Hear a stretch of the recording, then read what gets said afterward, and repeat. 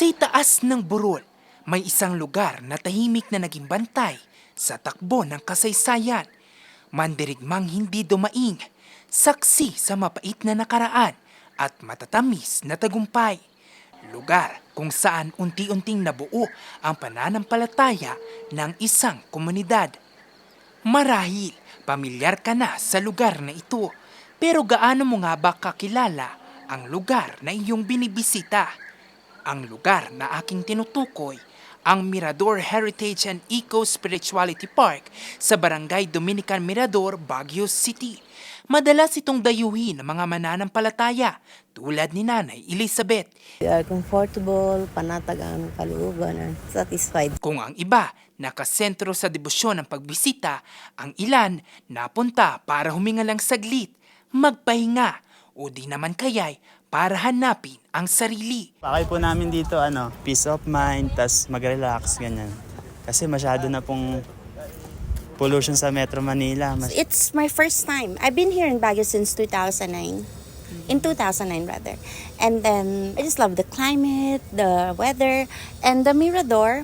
Maganda siya kasi parang adventure. Yung trail, daming mga overlooking sceneries. Pero higit pa sa picture-perfect spot at pagpapatibay ng pananampalataya, alam mo bang ang Mirador Heritage and Eco-Spirituality Park ay lugar rin ng mga siyentipikong pag-aaral? Ang operasyon nito nagsimula pa taong 1906 sa pamamahala ng mga Jesuits missionary.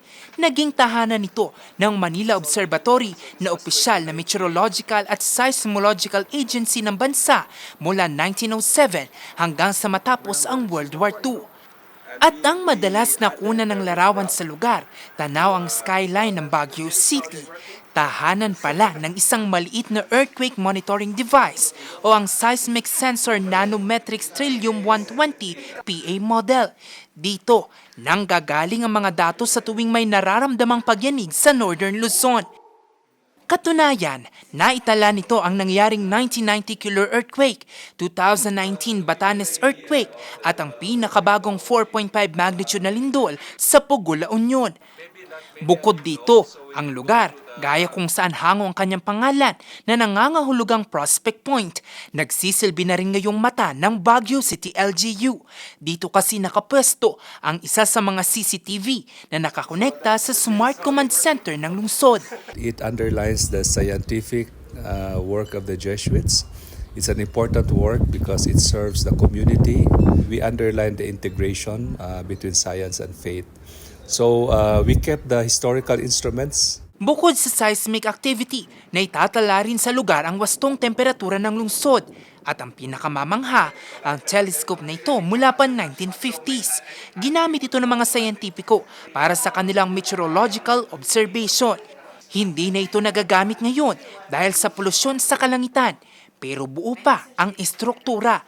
We aimed that the experience here would lead them to a deeper experience of integration of one's life, the spiritual, the personal, the professional life, and have a comprehensive view about life's purpose. Nais ng pamunuan na makilala ang lugar, hindi lamang sa picture perfect nitong ganda, kundi maging sa kontribusyon nito sa komunidad.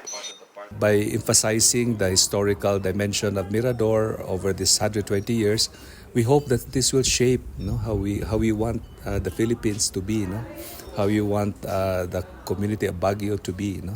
So hopefully this can be a place of hope and renewal and creativity.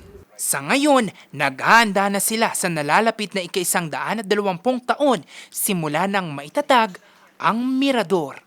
Jose Robert Inventor, RNG News.